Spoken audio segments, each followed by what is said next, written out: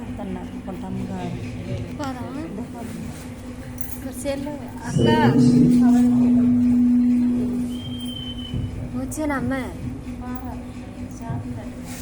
అక్క ప్రేమ అక్క ఇది పట్టుకో. చాలా మంచిది. దేవుడు సమయంలో దయచేసి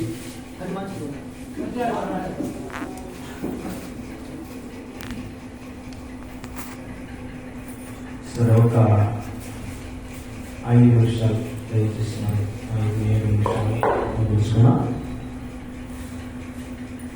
దేవుని ప్రియులారా, 2006వ సంవత్సరం ఫిబ్రవరి 7వ తారీఖు అది ప్రార్థన అనుభవంలో దర్శన అనుభవం అనేది, అంటే కళల్లో దర్శనాల్లో దేవుడు మాట్లాడుతున్నటువంటి అనుభవాన్ని మనం తెలుసుకున్నాం. అలా పరిచయం చేస్తా ఉన్నప్పుడు దేవుడు మరి దర్శనాలు ఇచ్చాడు. దాన్ని బట్టి దేవుడి సన్నిధిలో మరి ప్రార్థన చేయడం జరిగింది. దేవుడికి ప్రార్థన చేసినప్పుడు దేవుడు నాకు రాష్ట్రం గారికి వివాహమైనట్టుగా దర్శనం చూపించాడు. మరి పెళ్లి వస్త్రాలు, తెల్లటి వస్త్రాలు కట్టుకోండి అంటే అది సేవకి సమర్పించుకున్నట్టుగా సూచన ఉన్నది. ఆ తర్వాత అభిషేకించుకున్నటువంటి దర్శనం చూపించిన దేవుడు ఫిబ్రవరి 7వ తారీఖు దేవుని పని వరకు అభిషేకించుకున్నట్లుగా దేవుడు సూచించాడు. అంతకుముందు దైవ సేవకులు అభిషేకించడానికి 2 రేట్లు పెట్టినా కానీ అది మరి ఎందుకు వీలు పడలేదు.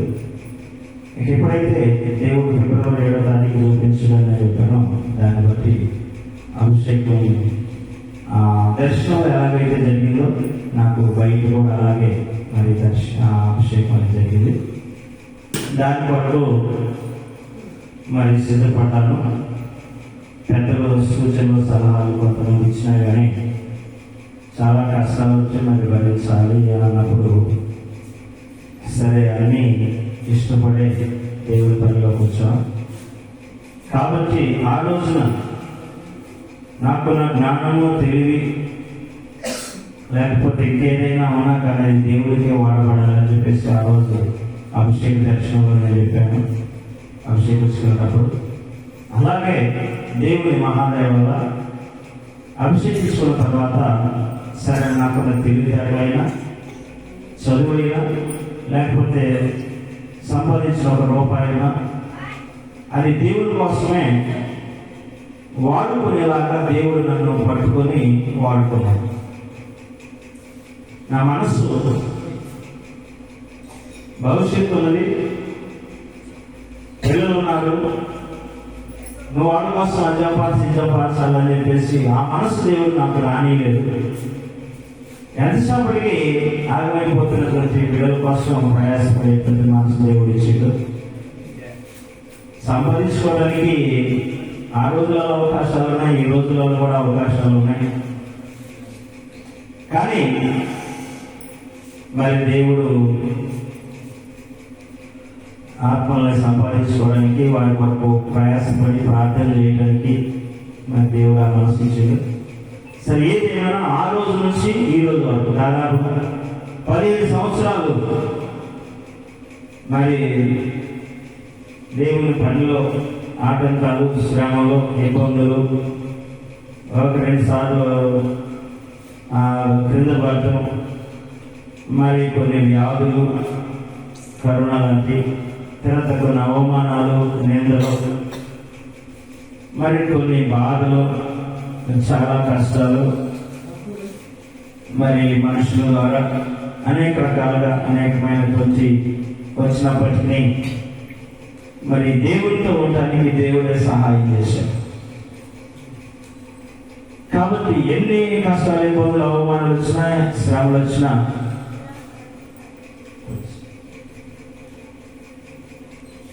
దేవుడు మనం నిలబెట్టుకుంటేనే తప్ప మనం నిలబడలేదు.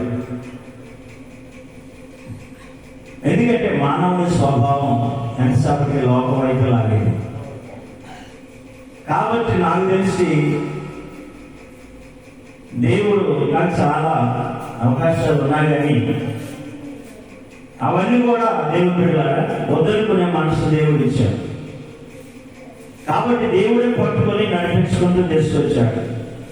17 సంవత్సరాలు మీ కళ్ళ ముందే తిరిగారు, మరి పరిచయం చేయడం జరిగింది.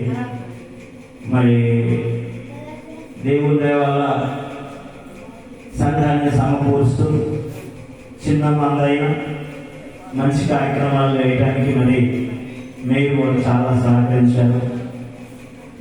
మరి ఈనాడు ఏ మీటింగ్ మనం పెట్టుకున్నా అది సక్సెస్ అవుతుందంటే సంఘ సహకారం, మరి సంఘస్థుల యొక్క సహాయం, ఆత్మీయులు, పెద్దలు, కొంతమంది ఇలాంటి వారి వల్ల ఈ పనులు చేసుకుంటూ ముందుకు సాగుతున్నాం. సరే, ఏదేమైనా ఉన్న కొద్ది దాంట్లో నాణ్యత కలిగినటువంటి పరిచయం చేసుకుంటూ వస్తా ఉన్నాం అనే నమ్మకం నాకు ఉంది. కాబట్టి మరి ఈ 18వ సంవత్సరం కూడా మీ ప్రార్థన దయ వల్ల నేను మీ ప్రార్థనలో పడుతున్నాను. నేను కొన్నిసార్లు వేరే ఊర్లలో ఉన్నటువంటి వాళ్ళ కోసం ప్రార్థన తగ్గించాను అనుకోండి, నాకు అనుభవంలో వచ్చిన విషయాలు చెప్తాను. వాళ్ళలో నాకు కొన్ని లోపాలు కనపడుతుంది. అంటే మా బంధువుల విషయంలో కొన్నిసార్లు ప్రార్థన చేయించినప్పుడు వాళ్ళకు కొంచెం దెబ్బలు తగిలినట్టుగా కానీ లేకపోతే నష్టాలు జరుగుతున్నట్టుగా కానీ కనపడుతుంది సంఘస్థులు కానీ. అంటే ప్రార్థన అనేది నిజంగానే తగ్గకూడదు. మీకోసం ప్రార్థన చేసేవాడు నాకు నేను ఒక 200 ఇచ్చాను, కానీ రోజు ఒక 5 చొప్పున ప్రార్థన చేశాను ఆశగలుగుతుంది. ఎందుకంటే ప్రార్థనలో అంత బలవంతం, ప్రార్థన నిలబెట్టేది. కాబట్టి దేవుని ప్రియాల మరి ఏదేమైనా ఈ పరిచయలో మరి ప్రారంభంలో చాలా విషయాలు ఉన్నాయి.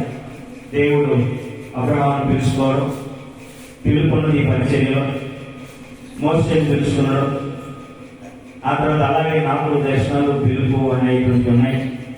కాబట్టి సమూయేలుని దేవుడు పిలుచుకొని సమూయేలుతో మాట్లాడి ఆ తర్వాత దావీదుని, అదే సౌలు, ఆ తర్వాత దావీదుని అభిషేకించినట్లుగా బైబిల్లో ఉన్నది పిల్లలు. అలాగే అభిషేకం అనేది కూడా మన దర్శనం ద్వారా, ఆ తర్వాత బయట కూడా దర్శనం అభిషేకం అనేది జరిగింది. తర్వాత ఆ మోసేకి అధికారం ఇచ్చినట్లుగా దేవుడు పిల్లలు నేను కూడా ప్రార్థన చేసినప్పుడు దయ్యాల మీద, రోగాల మీద దేవుడు అధికారం ఇచ్చాడు.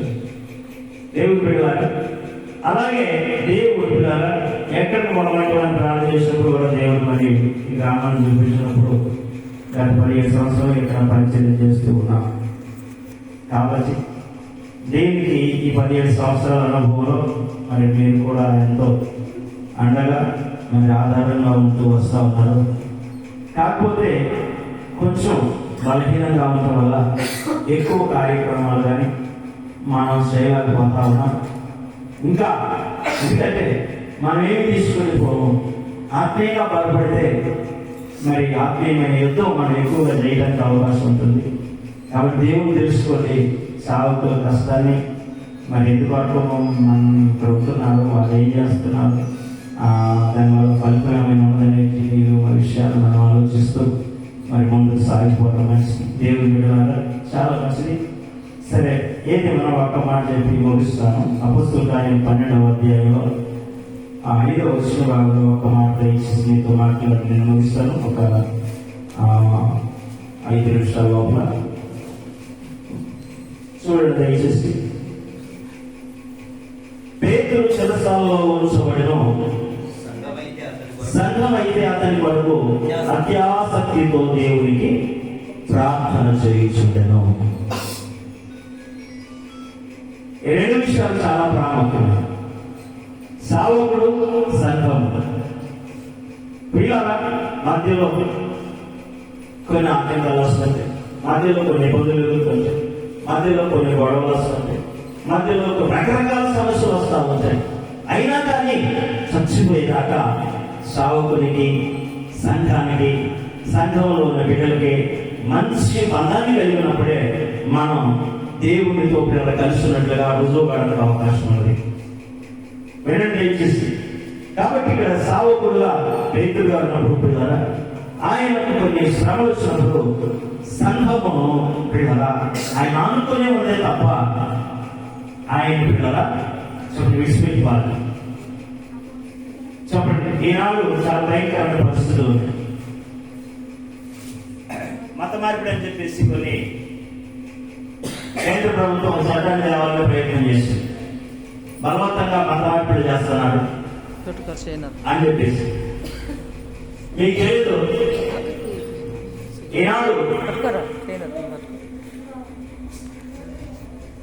కొంతమంది క్రైస్తవులు లేదా క్రైస్తవ మిషనరీలు లేదా క్రైస్తవ సేవకులు చేసేటువంటి సేవ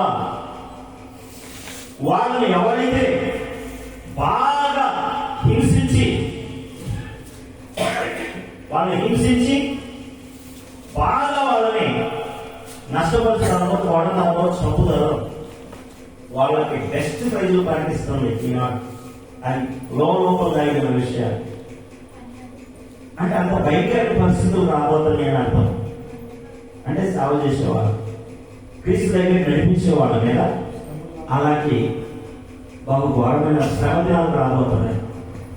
దాంట్లో భాగంగానే ఈనాడు మత మార్పిడి, బలవంతపు మత మార్పిడి చట్టం అని చెప్పేసి వాళ్ళు సుప్రీంకోర్టులో కేసు వేస్తే రాజ్యాంగం ఏం చెప్పింది తెలుస్తారు? ఆర్టికల్ 25, ఆర్టికల్ 26 రాజ్యాంగం అనేది ఒకటి ఉంది. ఇప్పుడు ఇది ప్రపంచానికే అతిపెద్ద రాజ్యాంగం. కానీ భారతదేశానికి ఒక రాజ్యాంగం ఉన్నది.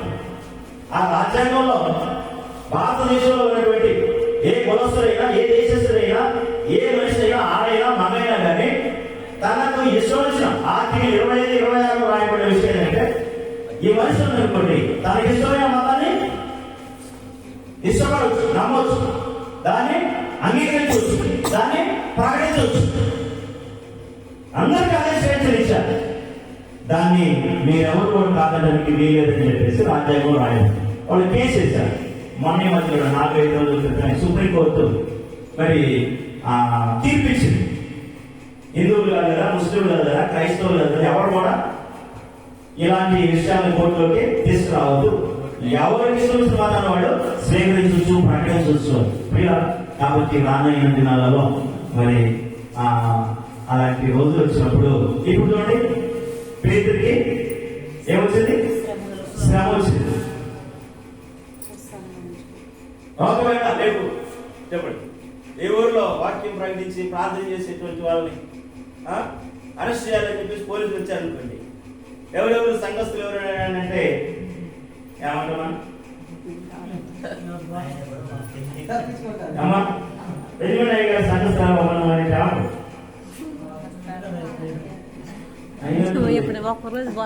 అవును కాదు నాకు ఎటువంటి పరిస్థితి చూడండి. అసలు పేరు ప్రాణవేస్తాను శివుడు ఎవరు నాకు లేదన్న అంటే చూడండి అలాంటి పేరే ఎలా మారిపోయిందో అంటే మన విశ్వాసం ఆలోచించు ప్రియా. కాబట్టి అన్నాడు పేరు కొరకు సంఘము చెప్పండి అత్యాసక్తితో ప్రార్థన చేసిందట. ఆ ప్రార్థన ఉండిపోయిందా చెప్పండి? చెరసాల వేయబడ్డు, సంఖ్యలతో బంధింపబడ్డు. అలాంటి సావుకుని కొరకు కదా విశ్వాసం వదిలిపెట్టలేదు. ఆయన కొరకు కదా చాలా శక్తితో ఆయన కోసం నిద్రాహారాలు మన రాత్రి వాళ్ళు ఉపవాసం కలిగి ప్రార్థనలతో వాళ్ళు ప్రార్థన చేసినప్పుడు వాళ్ళ ప్రార్థన దేవుడి దగ్గరికి వెళ్ళి ఆ దేవుడు ఏం చేసి తెలుసా? దేవదూతనే అజయ్యలో పంపించి చెప్పండి. మీరు ప్రార్థన చేస్తే ఈ రోజు అభిషేక కార్యక్రమం పనులు జరగదా? చెప్పండి, పనులు జరగదా? మీరు అందరూ ప్రార్థనకు వచ్చారు కదా, నా మీద ప్రేమతో వచ్చారు కదా, చాలా బాగా మనం ప్రేమించుకోవాలి దేవుడి పిల్లలు. కాబట్టి మరి వాస్తవంగా మీరందరూ ఆలోచించుకొని మన కొరకు దేవుడు చెప్పండి మోసేయండి. ఎవరి కొరకు దేవుడు నియమించాడు? నా వంటి ఒక ప్రవక్తను మీ కొరకు మీలో నుండి పుట్టించను. ప్రతి కుటుంబానికి ఒక ఫ్యామిలీ డాక్టర్ లాగా, ప్రతి కుటుంబానికి ఒక సలహాదారు లాగా, ప్రతి కుటుంబానికి ప్రతి వ్యక్తికి ఒక ఆత్మీయమైన స్వభావం మన బలపరిచేవాడు, మన పర్వతానికి నేర్చేవాడు దేవుడు పిల్లలు. కాబట్టి అలాంటి వారిని మనం ఏం చేయాలి? సన్మానించాలి కదా, ప్రేమించాలి కదా, గౌరవించాలి కదా. చెప్పండి,